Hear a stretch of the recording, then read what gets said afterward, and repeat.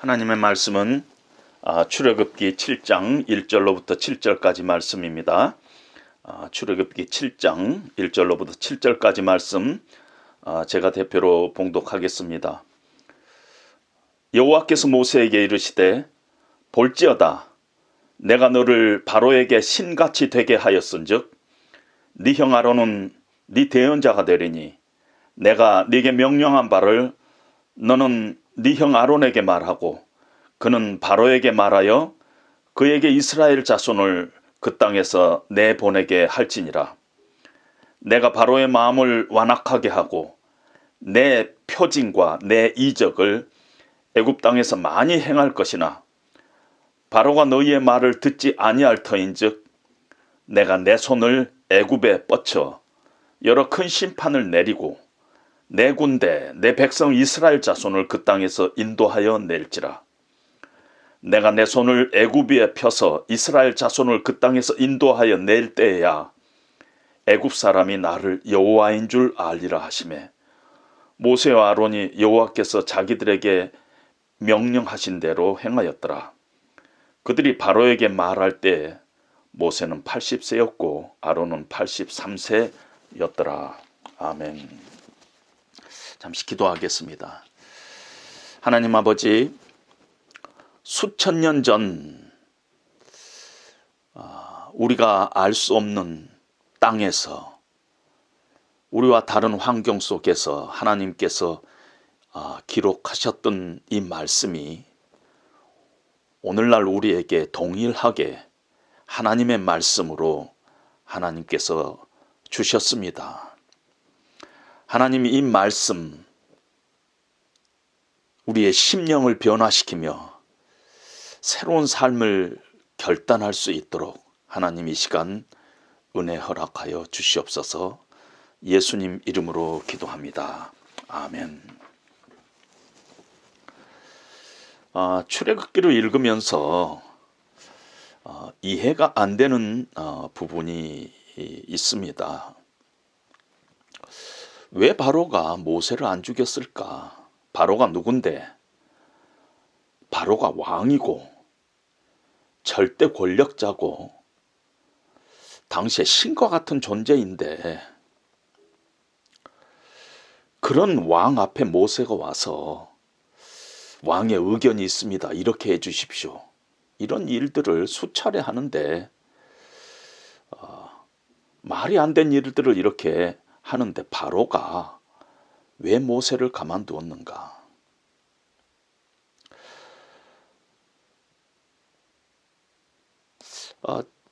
지금 이 시대는 좀 다르겠지만은 제가 군대 생활을 할 때 만약에 그 대대장 앞에서 대대장님 저는 그렇게 생각하지 않습니다. 이렇게 해주십시오. 저는 의견이 다릅니다. 만약에 이렇게 이야기했다면은 제게 무슨 일이 일어났을까 상상하기도 싫습니다. 어떻게 그 당시에 절대 권력자인 왕 앞에서 모세가 이렇게 행동할 수 있는가? 모세는 하나님께서 밀어붙여서 그렇게 했다 할지라도 바로는 왜 모세를 죽이지 않았는가? 10번 재앙을 이렇게 치르면서 모세가 계속 살아난 이유가 뭔가? 바로가 못 죽인 건가? 아니면 안 죽인 건가?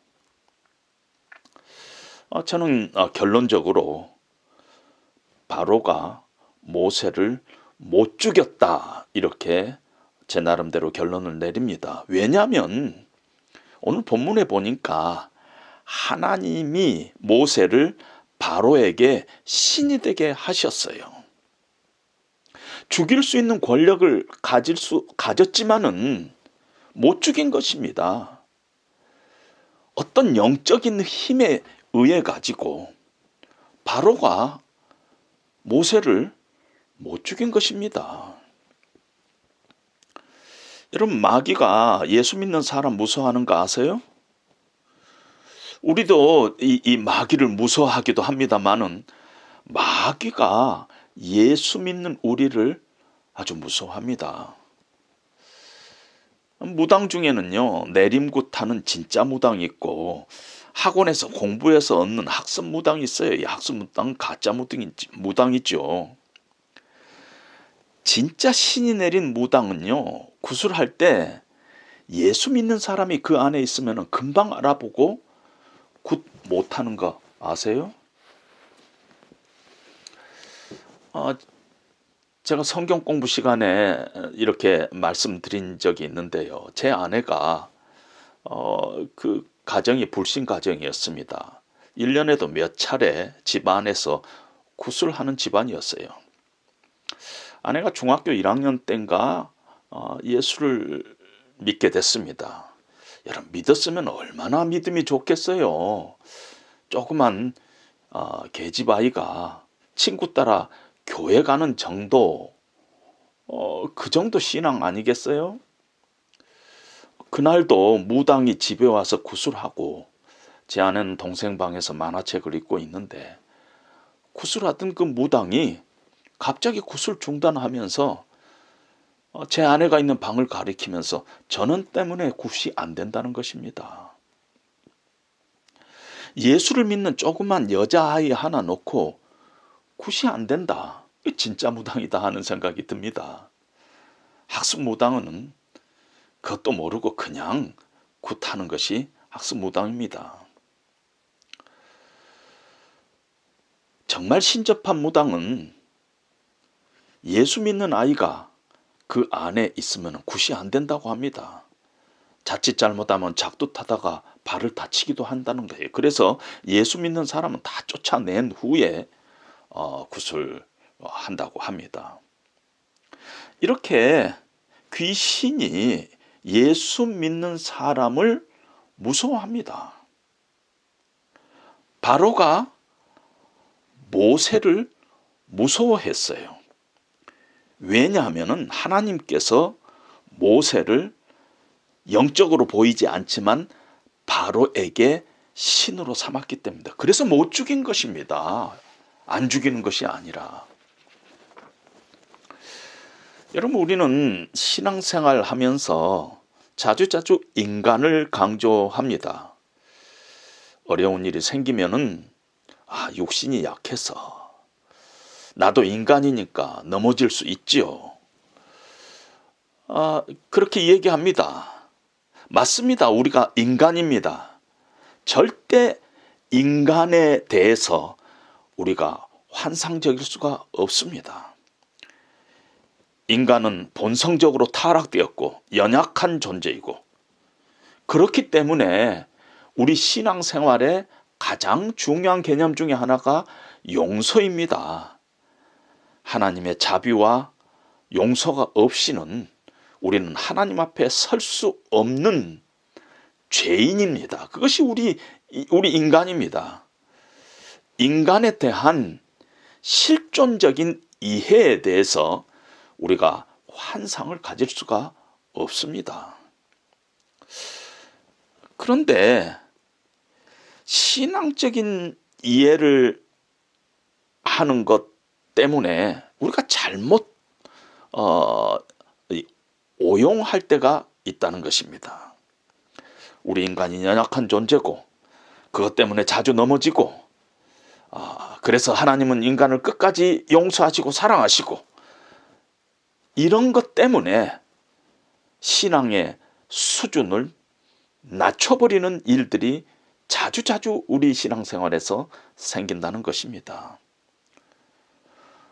자주 우리는 인간은 연약하고 악하고 끊임없이 넘어지고 실족하고, 우리는 그런 실족한 사람이다, 그렇게 얘기합니다. 맞아요.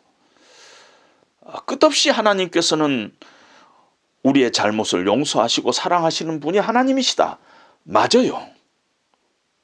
그러나 성경 어디에서도 그리스도인인 우리는 연약하고 넘어지고 실족하고 낙심하고 좌절하는 그런 존재다 하는 이 얘기로 끝내고 있지 않다는 것입니다. 성경 어디에도 그리스도인에 대한 이해에서 우리는 그렇고 그런 존재다, 우리는 인간이니까 육신이 약해서 넘어지고 낙심하고 그렇게 살 수밖에 없는 존재다, 이렇게 이야기하고 있지 않다는 것입니다. 오히려 성경은 우리가 세상 사람들보다 더 어려운 상황에 있다 할지라도, 우리가 더 어렵고 힘들고 그러한 가운데 있다 할지라도, 비록 우리가 좌절하고 낙심하고 원망할 수밖에 없다 할지라도 우리 존재에 대한 인식은 참으로 당당하고 높다는 것을 성경은 우리에게 보여주고 있다는 것입니다. 예를 들면 사도 바울은 말년에 로마 감옥에 죄수로 갇혀 있었어요. 에베소서 6장 20절에 보면은 죄수로 갇혀 있는 자기 자신에 대해서 사도 바울은 이렇게 얘기를 합니다. 이 일을 위하여 내가 쇠사슬에 매인 사신이 된 것은 나로 이 일에 당연히 할 말을 담대히 하게 하려 하심이라. 자기 자신이 죄인인데 지금 죄인으로 인식하지 않고 사신으로, 쇠사슬에 매인 사신, ambassador in chain, 이렇게 자기 자신을 사신으로, 하나님의 대사로, 조만간 세상 왕 로마 왕을 만나기 위해서 기다리는 대사로서 쇠사슬에 묶여 있다고 자기 자신을 그렇게 인식하고 있다는 것입니다. 이것이 크리스찬의 자기인식인 것입니다. 사도 바울뿐만 아니라 신앙의 사람들은 대부분 그렇게 생각합니다. 객관적인 상황은 참 어렵고 현실은 참 녹록하지 않지만은 자기 존재에 대한 인식은 엄청나게 높은 것이 크리스찬의 자기 인식입니다. 남이 볼 때는 시집살이 하면서 어렵게 살아가고 있는 연약한 여자이지만은 온 집안을 예수 믿게 하는 선교사로 하나님께서 나를 이 가정에 보냈다, 이렇게 자기 인식을 하면서 살아가는 크리스찬들이 참 많다는 것입니다. 터키에 선교사로 나가면은 선교사님들이 이름을 바꾸는데요. 어느 선교사님이 성씨가 한씨예요. 그런데 이름을 한나라라고 바꿨습니다. 사모님 성은 정씨인데요. 그 이름을 정복자로 이름을 바꿨습니다. 그래서 사모님께서 막 화가 나고 정복자가 뭐냐고, 좀 더 멋있는 이름으로 바꿔줬으면 안 되냐고 그런 얘기를 들은 적이 있습니다. 그런데 가만히 보세요. 터키라는 나라는 선교하기가 너무너무 어려운 나라예요. 어쩌면 평생 터키의 뒷골목에 숨어서 몇 사람 전도하는 것이 평생의 선교사의 사역일지도 모릅니다. 그런데 이 선교사님 부부 이름을 한나라 정복자 이렇게 바꾼 것입니다. 그리스도의 복음으로 한 나라를 정복하겠다 하는 그런 뜻을 가지고 선교지로 떠나는 이 선교사의 모습을 우리는 상상할 수가 있습니다. 여러분, 이런 자기 인식이 자기 자신에게서 나온 것이라면은 자기 도취적인 것이죠. 그런데 이것이 신앙인의 존재 의식으로 성경이 얘기하고 있다는 것입니다. 그 증거로 오늘 우리는 본문을 볼 수가 있습니다. 하나님께서 온 애굽을 뒤집는 놀라운 일, 엄청난 역사를 바로 하기 직전에 그 일을 시키실 모세에게 하나님께서 네가 누구냐? 네가 누군 줄 아느냐? 하고 말씀을 하시면서 7장 1절에 보니까 볼지어다 내가 너를 바로에게 신이 되게 하였은즉 너는 바로에게 가서 이스라엘 백성을 그 땅에서 내보내게 하라. 이렇게 하나님께서 모세에게 말씀하시고 계십니다. 볼지어다, behold, 성경에서 이렇게 볼지어다 하는 말이 나오면 정말 중요한 것, 네가 알지 못하고 깨닫지 못한 정말 중요한 비밀을 내가 알려주겠다 할 때 자주자주 볼지어다 하고 얘기를 합니다. 지금까지 몰랐는데 이제 때가 되어서 하나님의 역사를 놀랍게 펼칠 것인데 내가 그것을 너에게 알려주겠다. 볼지어다 내가 너로 바로에게 신이 되게 하겠다. 이렇게 하나님께서 말씀하시는 것입니다. 지금 모세는요 80살입니다. 어떤 면에서 초라한 노예요. 지친 늙은이에요. 그런데 하나님께서 그 모세에게 바로에게 내가 신이 되게 하겠다. 너는 바로에게 신이다. 이미 내가 신이 되게 만들었다. 한국 성경에서는 신과 같이 이렇게 번역되어 있지만은 I have made you God to Pharaoh. 내가 너를 신으로 만들었다. 이것이 옳은 해석인 것입니다. 바로가 그렇게 핍박하고 강하고 무섭게 다루고 있지만은 너는 이미 바로에게 있어서 신이다. 아무리 바로가 지금 너를 두렵게 한다 하더라도 너는 이미 바로의 신이다. 이렇게 하나님께서 모세에게 말씀하고 있다는 것입니다.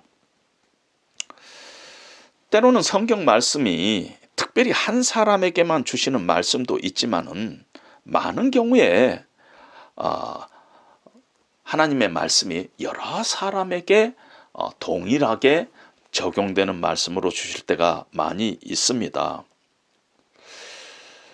오늘 이 말씀도 그 시대 모세에게만 주신 말씀이 아닙니다.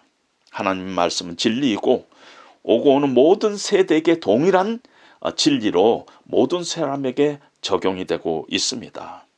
우리에게도 동일하게 하나님의 일꾼으로 부름받은 우리에게도 동일하게 이 말씀이 해당됩니다. 모세와 같이 너도 바로의 신이다. 이 불신의 시대, 이 어둠의 시대 가운데 우리가 살고 있는데 너는 하나님의 빛이다. 너희가 이 시대에 신이 되어 있다. 신이다. 우리에게 하나님께서 주신 말씀이라는 것입니다. 그 근거가 성경에 여러 군데 나와 있어요. 시편의 82편 6절에도 보면 내가 말하기를 너희는 신들이며 다 지존자의 아들들이다. 이렇게 말씀하십니다. 갈라디아서 3장 26절에도 보면은 너희가 다 믿음으로 말미암아 그리스도 예수 안에서 하나님의 아들이 되었다. 이제 너희도 신이 됐다 하고 성경이 선포하고 있다는 것입니다. 하나님께서 인간을 창조하실 때 하나님의 형상으로 창조하셨어요. 이 세상 가운데 하나님을 나타내는 자로 하나님께서 우리를 삼으셨어요. 모세가 바로 하나님은 아니지요. 그런데 모세를 하나님께서 세상 가운데 신으로 그 역할을 하도록 하나님께서 만드셨다. 그런 역할을 부여했다. 그런 능력을 모세에게 줬다 하는 그런 얘기인 것입니다. 예수님은 하나님이세요. 그러나 예수님은 인간의 육신의 몸을 입고 이 땅에 오신 보이지 않는 하나님의 형상인 것입니다. 하나님의 위대한 구속의 역사를 이루어 가는데 하나님은 인간의 몸을 통해서 이루어 가시기를 원하셨습니다. 예수님께서 인간의 몸을 입고 십자가에서 피 흘려 죽으시고 무덤에 묻히시고 그 예수를 죽은 자 가운데서 살리신 하나님의 역사, 그 하나님의 역사는 연약한 인간을 통해서 이루어가고 있습니다. 예수님께서 부활 승천하시고 나서 복음을 사도들에게 위탁할 때 성경은 땅에 있는 모든 권세를 아버지께서 내게 주셨으니 이제 너희는 가서 모든 족속으로 제자를 삼아 아버지와 아들과 성령의 이름으로 세례를 주라. 하나님의 일을 대신하는 사신으로 연약한 인간을 사용하고 있다는 것입니다. 고린도후서 5장 20절에도 보면 우리가 그리스도를 대신하여 사신이 되었다. 하나님께서 우리에게 화목해 하시는 말씀을 부탁했다. 이렇게 말씀하고 있습니다. 세상 앞에서 하나님께서는 우리를 신으로 삼으셨다는 것입니다. 성경은 너희는 다 신이다. 너희는 지존자의 아들들이다. 이렇게 말씀하고 있습니다. 모세뿐만 아니라 하나님을 믿는 모든 사람들에게 해당합니다. 하나님께서 모세를 바로의 신이 되게 하신 것처럼 하나님께서는 오늘날 우리를 이 시대의 바로 앞에 신이 되게 하셨어요. 따라서 여러분들은 신입니다. 신들이에요. 좀 금방 아멘이 안 나오죠. 좀 찜찜하죠. 근데 여러분 오해하지 마십시오. 뉴 에이지 같은 데서는 우리가 명상 중에 우주의 기와 접속을 하면은 우리가 신이 된다. 이렇게 이야기합니다. 존재론적으로 우리가 신이 된다는 것이에요. 이건 사단의 속삭임입니다. 하나님께서 내가 너로 바로에게 신이 되게 하리라 하는 것은 존재론적으로 신이 된다는 뜻이 아닙니다. 인간이 어떻게 신이 될 수 있어요? 신이 될 수 없습니다. 그건 사단의 속삭임이에요. 사단은 끊임없이 이런 유혹을 우리에게 하고 있습니다. 선악을 알게 하는 실과는 따먹지 말라 했는데 선악을 알게 하는 실과는 네가 따먹으면 네 눈이 밝아 네가 하나님과 같이 될 것이다. 네가 신이 될 것이다. 이렇게 사단은 늘 우리를 속임하고 있습니다. 존재론적으로 우리는 신이 될 수 없습니다.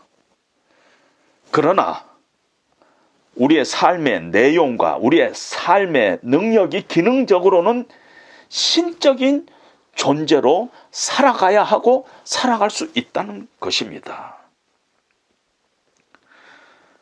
그런 의미에서 우리가 세상 앞에서 바로 앞에서 우리는 연약한 인간이 아니라 하나님의 사람으로서 신적인 존재로서 그렇게 선다는 것입니다.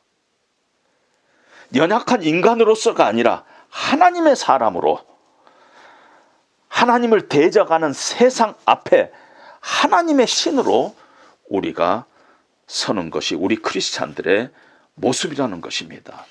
우리 크리스찬들의 본질이라는 것입니다.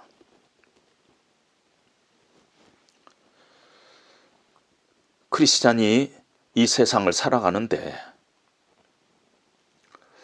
우리 삶 가운데 나타나는 것은요, 한 인간의 연약한 스토리가 아니라 전능하신 하나님의 능력과 함께 신적인 일들을 하는 사람으로 나타나는 것이 그리스도인의 실존이라는 것입니다. 그런 의미에서 우리는 인간이 아니에요. 그런 의미에서 우리는 연약한 존재가 아니라 크리스찬이에요. 물론 원래 연약하고 끊임없이 넘어지는 존재였죠. 그리고 지금도 우리는 넘어지는 연약한 존재죠. 그러나 이제 그리스도인이기 때문에 우리가 세상 앞에 서는 순간 하나님으로서 서는 것, 하나님의 신으로서 서는 것, 하나님의 능력을 힘입고 하나님의 역사하심을 가지고 서는 것이 마땅히 크리스찬으로서 우리가 살아가야 할 모습이라는 것입니다. 이제 우리가 그렇게 살기 위해서 세상 가운데 신으로 살기 위해서 바로가 우리에게 무엇인가? 바로가 도대체 우리에게 누구인가? 를 우리가 좀 찾아봐야 할 줄 압니다. 모세로 바로의 신이 되게 하였다 했지 모세로 신이 되게 하였다 하지 않았잖아요. 모세로 바로에게 신이 되게 하였습니다. 바로가 무엇이냐면은 하나님을 대적하는 세력입니다. 하나님의 역사를 대적하는 세력이 바로인 것입니다. 그렇다면 지금 우리에게 도대체 바로는 무엇이며 바로는 누구인가?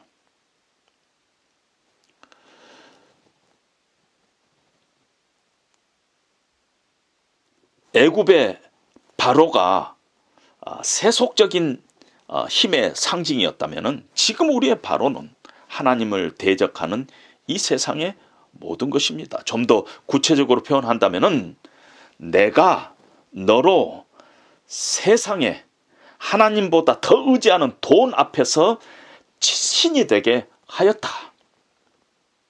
내가 너로 세상의 명예와 권력 앞에 신이 되게 하였다. 내가 너로 세상의 쾌락과 유혹 앞에 신이 되게 하였다. 내가 너로 세상에 하나님 없는 과학과 학문 앞에서 신이 되게 하였다. 내가 너로 신앙적인 이유로 너를 핍박하는 자 앞에서 신이 되게 하였다. 내가 너로 너를 파괴하고 힘들게 하는 모든 상처와 갈등과 죄 앞에서 내가 너로 신이 되게 하였다. 이런 뜻이라는 것입니다.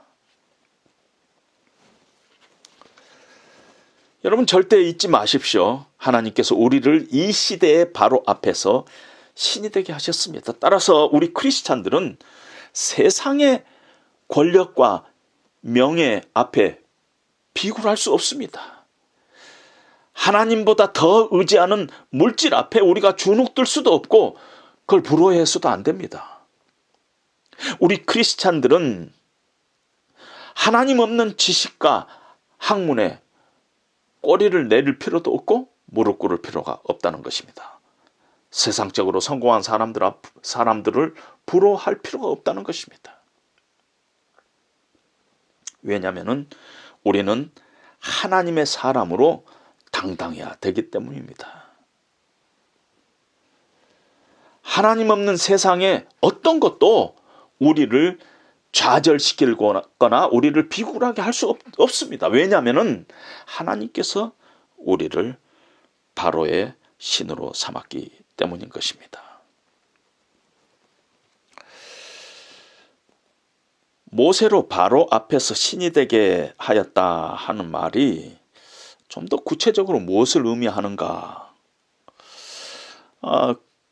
구약학자 존 더햄이라는 사람 출애굽기 7장 1절을 이렇게 해석을 하고 있습니다. 하나님께서 모세로 바로의 신이 되게 하였다는 것은 이제 바로 앞에서 모세가 무엇을 행하는 것이 아니라 하나님께서 모세의 삶 가운데 개입하고 역사하신다는 것을 의미한다. 이렇게 표현하고 있습니다. 다시 한번 말씀드립니다. 하나님께서 모세로 바로의 신이 되게 하였다는 것은 이제 바로 앞에서 모세가 무엇을 행하는 것이 아니라 하나님께서 모세의 삶 가운데 개입하여서 역사하신다는 것을 의미한다. 이렇게 표현하고 있습니다. 맞습니다. 세상 앞에서 하나님께서 우리를 신으로 삼았다는 것은 우리가 무엇을 행하는 것이 아니라 우리의 삶 가운데 하나님이 일하시도록 우리 자신을 내드리는 것을 의미하는 것입니다. 우리의 삶 가운데 우리의 말을 통해서, 우리의 행동을 통해서, 우리의 생각을 통해서 하나님께서 일하시도록 우리의 삶 자체를 하나님 앞에 내놓는 것을 의미한다는 것입니다. 예수님께서 이 땅의 삶이 그랬습니다. 예수님이 이 땅에서 나는 아버지의 일을 한다. 예수님의 일생은 하나님의 일을 하는 화폭과 같았던 것을 우리는 기억하고 있습니다. 예수님뿐만 아니라 예수님의 제자들도 마찬가지입니다. 예수님께서 십자가에 죽으시고 부활하신 후에 부활하신 예수님을 목격한 제자들이 산헤드린 공회 앞에서 사람보다 하나님을 순종하는 것이 마땅하다. 너희가 나무에 달아 죽인 예수를 하나님이 살리셨고 그분이 우리의 구주가 되게 하셨도다. 우리는 이 일의 증인이다 하고 고백을 합니다.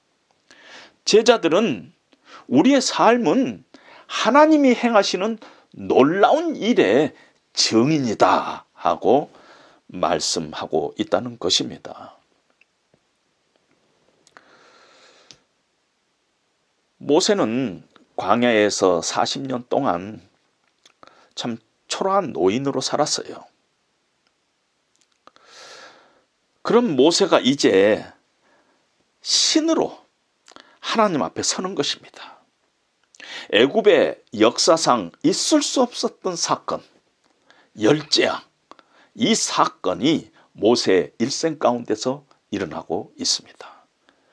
그리고 이 일을 통해서 하나님의 하나님 되심이 선포되는데 그 현장의 주인공으로서 모세가 그 일생이 사용되고 있다는 것입니다. 개인의 인생이 아니라 하나님의 사람으로 하나님의 역사 속에 모세가 사용되고 있는 것입니다. 지금도 하나님께서 필요하시다면 역사를 뒤집는 일을 행하십니다. 크리스찬은요, 우리의 삶 가운데 하나님의 이야기가 펼쳐질 수 있도록 하나님의 역사 속에 우리의 삶을 맡기는 것이 우리 크리스찬의 일이다 하는 것입니다. 오늘 본문에 보니까 하나님께서 바로의 마음을 완악하게 했어요. 물론 바로는 원래부터 완악하죠. 원래 완악한 마음을 그대로 하나님께서 내버려 둡니다. 바로가 완악해져 가지고 불순종하고 버티고 더 힘들게 하고 핍박하고 그러다 보니까 이스라엘 백성들이 고통 가운데 빠지고 그리고 고통하면서 힘들어하고 낙심하고 그래서 그런 모습을 본 백성들의 모습을 본 모세까지도 낙심하고 하나님께 원망하고 그래서 엎어지고 이런 일들이 벌어졌지 않아요? 인간적인 눈으로 보면은 실패예요. 하나님을 원망하고 낙심하고 좌절한 이스라엘 백성들 실패해요. 그런데 그렇지 않아요. 하나님의 역사는 인간적인 눈으로 보기에는 실패지만은 실패가 아닐 때가 많아요. 바로의 마음이 강팍하게 되는 것 때문에 이스라엘 백성들이 완벽한 출애굽을 하도록 하나님께서는 역사하고 있다는 것입니다. 그냥 바로가 그냥 가서 하나님을 예배하시오 했더라면은 3일길 가서 예배하고 또 돌아왔을 것입니다. 그러나 바로가 계속 이스라엘 백성들을 괴롭히는 것 때문에 비록 이스라엘 백성들이 그 가운데 고통하고 낙심하고 때로는 하나님을 원망하기도 한 실패와 같은 순간을 겪었지만은 그 가운데 하나님께서는 완벽한 출애굽을 할 수 있도록 하나님께서는 역사하셨다는 것입니다. 따라서 하나님께서 우리를 사용하셔서 세상의 신이 되게 하셨을 때 우리 삶 가운데 어려움이 찾아오고 고난이 찾아오고 아픔이 찾아오고 기다려야만 하는 일들이 찾아올 때 때로는 절망스럽고 수치스럽고 불명예스러운 것과 같은 일들이 우리의 삶 가운데 찾아온다 할지라도 그걸 통해서 하나님의 놀라운 역사를 이루려는 하나님의 의도가 숨어 있다 하는 것을 믿음의 눈으로 바라보면서 우리는 그런 시간들을 하나님, 신실하신 하나님 붙잡고 우리는 인내하면서 내 삶 가운데 하나님의 일이 부응되기를 원하나이다 하는 그런 고백을 가지고 우리는 인내하면서 하나님의 그 역사를 기다려야 합니다. 여러분, 인류 역사상 가장 놀라운 하나님의 역사는 십자가의 사건이에요. 십자가와 부활보다 더 놀라운 하나님의 역사는 없어요. 그런데 십자가와 부활의 사건 전에 하나님이신 예수 그리스도께서 어떤 삶을 살았으며 어떤 경험을 했습니까? 얼마나 모욕당하고 수치당하고 침뱉음을 당하고 매맞음을 당했습니까? 하나님 어찌하여 나를 버리시나이까? 낙심하며 하나님을 원망하는 그런 단계까지 가지 않았습니까?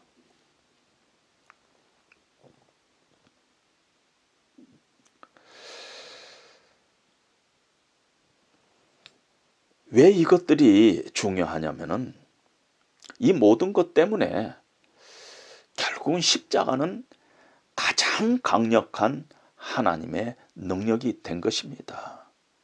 십자가 있기 전에 예수님께서 모욕당하고 수치당하고 고통당하고 낙심하는 이런 것들이 결국은 십자가는 가장 강력한 하나님의 능력으로 만드는 계기가 됐다는 것입니다. 그가 찔림은 우리의 허물을 인하며 그가 상함은 우리의 죄악을 인함이라. 그가 징계를 맞음으로 우리가 평화를 누리고 그가 채찍에 맞음으로 우리가 나음을 입었도다.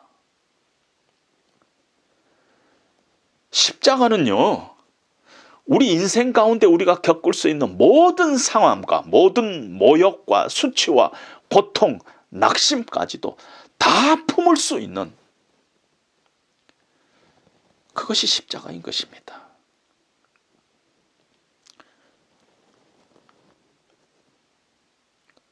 우리가 하나님의 신이에요. 예수를 믿는 순간 그것 때문에 우리가 어떤 자리에 설 수 있고 어떤 나쁜 상황 가운데 놓일 때가 있어요. 고난이 닥칠 수 있어요. 근데 그 고난만큼 더 큰 역사가 나타나기 위한 하나님의 계획이 우리 크리스찬의 삶 가운데 있다는 것입니다. 하나님을 사랑하는 자, 곧 그 뜻대로 부르심을 입은 자들에게는 모든 것, 고난까지도 합하여 합력하여 선을 이루서느니라. 이것이 하나님의 비밀스러운 역사인 것입니다. 그런데 하나님께서 우리를 바로의 신이 되게 하신 이유가 두 가지가 있습니다. 첫 번째로는요, 애굽을 위해서예요. 성경의 5절에 보니까 나를 여호와인 줄 알리라. 그들이 나를 여호와인 줄 알리라. 그전에는 하나님이 있는 줄도 몰랐어요. 그런데 이 기적을 통해서 히브리인의 하나님, 살아계신 하나님 계시는구나, 이걸 알게 된다는 것입니다. 두 번째로는요, 우리 자신을 위해서 하나님께서는 우리를 바로의 신이 되게 했습니다. 오늘 6절 7절에 보니까 모세와 아론이 여호와께서 자기들에게 명령하신 대로 행하였더라. 그들이 바로에게 말할 때에 모세는 80세요 아론은 83세였더라. 성경에 갑자기 모세 나이는 80이고 아론의 나이는 83세다 이런 얘기를 하고 있을까요? 80세라는 나이를 왜 말할까요?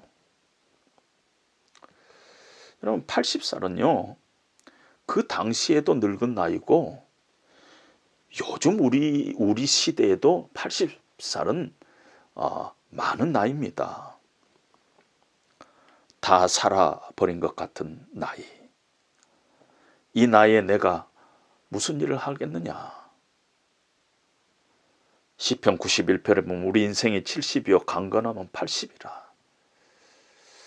80 이상 사는 사람들이 많겠지만은 그래도 80이면은 강건하게 잘 사신 것이라는 것입니다. 이 80이라는 나이에 아무것도 내세울 것 없고 별 볼 일 없는 인생을 살아온 그 인생, 그것이 모세의 인생이에요. 근데 모세를 하나님께서 부르시고 하나님께서 모세를 바로의 신으로 삼으시고 하나님의 역사의 귀한 도구로 하나님께서 사용하셨어요. 모세가 순종했어요. 다 행하였더라. 그랬더니 구원의 놀라운 역사를 일으키는데 모세가 사용된 것입니다. 여러분들 중에 인생을 살아오는 동안에 많은 어려움을 겪으신 분들이 있을 것입니다. 실패도 많이 했고요. 아픔도 있었을 거예요. 그래서 삶을 포기해버리고 접어버리고 이제 인생의 의미 같은 것은 질문하지 않고 누가 물어보면 그냥 살지요, 이러는 사람들이 주변에 가끔 만납니다. 여러분 기억하시기 바랍니다. 하나님께서 모세 나이 80살 때 내가 너로 바로의 신이 되게 하였다. 모세의 나이를 80이라고 이야기하면서 하나님의 놀라운 일에 네가 동참할 수 있다. 너의 인생의 실패와 아픔을 딛고 일어서서 하나님의 놀라운 일에 네가 동참할 수 있다 하는 것을 하나님께서 모세를 통해 우리에게 보여주시고 우리에게 약속하시고 우리를 격려하시는 하나님의 음성인 것입니다. 모세를 일으키고 아론을 이렇게 세우기 위해서 그때 모세 나이가 80이요 아론의 나이는 83세다 이렇게 얘기하지만은 우리에게도 동일하게 모세를 봐라. 모세 나이 80에 그 인생 120살 중에서 가장 베스트의 40년을 모세 일생 동안에 드릴 수 있었다. 너희도 마찬가지다. 너희 인생 지금 늦지 않았다. 지금도 네 인생 하나님 앞에 드리면은 하나님의 놀라운 구원의 역사에 너희를 귀한 도구로 하나님께서 사용하실 것이다 하는 것을 우리에게 말씀하시고 계시는 것입니다. 브리타니카 백과사전에서 그 조사를 한 것인데요. 세상에 영향력을 끼친 사람들을 시대별로 이렇게 조사를 해가지고 나온 통계인데요. 세상에 영향력을 끼친 그 사람들이 40대 후반 이전이 23%,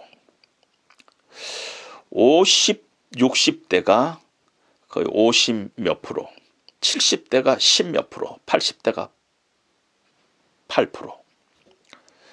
그러니까 50대부터 80대까지가 70%의 이 영향력 있는 삶을 사는 사람 중에 50대부터 80대까지가 있다는 것입니다. 뭐 어떤 분들은 인생은 80부터 그러지만은 뭐 그렇게 얘기할 수는 없지만은 우리나라가 이 회사 같은데 은퇴를 좀 빨리 하다 보니까 60대가 되면은 인생 다 끝난 것 같이 생각하고 행동하는 사람들이 많이 있습니다. 그럼 그렇지 않지 않아요? 모세를 보아라. 모세 나이가 그때 80이었다 하고 하나님께서 말씀하고 계시지 않아요? 여러분 기억하시기 바랍니다. 특히 삶이 어렵고 힘들고 앞에 태산 같은 파도가 밀려오는 것 같은 때 기억하시기 바랍니다. 자기 자신을 바라보지 말고 하나님께서 나를 누구라고 하느냐? 내가 너를 세상의 신으로 삼았다. 내가 너를 바로의 신으로 삼았다. 너희는 바로의 신이 된 자다. 너희는 하나님을 배척하는 세상의 신으로, 세상 앞에 신으로 내가 삼았다. 하나님께서 우리 크리스찬을 그렇게 부르고 있다는 것을 우리는 잊지 말아야 하는 것입니다. 이 하나님의 말씀을 여러분들이 기억하면서 이 코로나19로 우리가 어려운 가운데 지금 살고 있지만은 2021년 금년 한 해 나는 하나님 앞에 어떻게 살아갈 것인가? 내 인생을 다시 한번 바라보면서 다시 한번 재정돈하고 새로운 하나님 안에서의 계획을 가지고 설계하는 그런 귀한 기회가 되시기를 주님의 이름으로 부탁드립니다.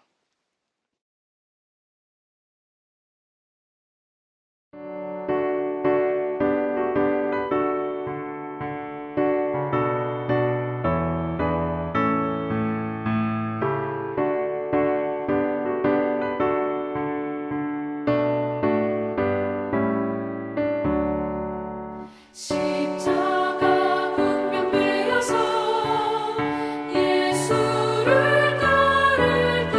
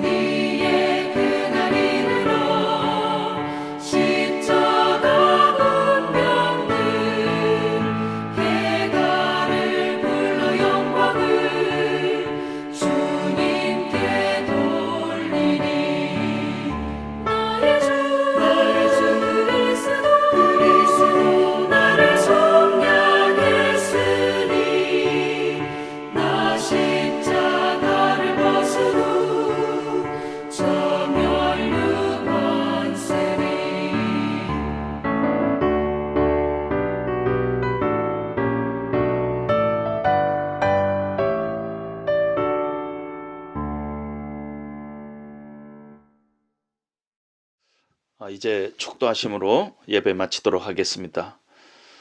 지금은 우리 주 예수 그리스도의 은혜와 우리 하나님 아버지의 만극하신 사랑하심과 성령님의 감동, 감화, 교통, 새롭게 하시는 역사가